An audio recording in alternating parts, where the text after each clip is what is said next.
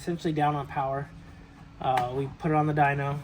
It made 186, but you can tell off the graph that it's not making good power here.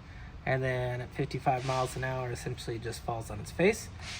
We found a couple different issues going on with it. One was the fuel pump was going out in it, so it was leaning out. And then the secondary clutch was pretty much wore out. So we replaced the fuel pump, we replaced the secondary.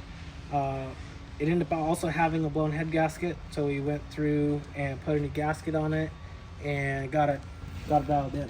So we're up on power and making with less boost as well.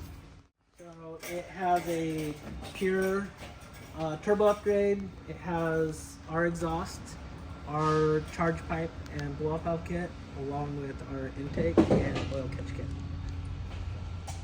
What tune setup? It's Wayland Speeds tuning, and then we also put on the STM clutches, the primary and secondary, and then it also has a Garrett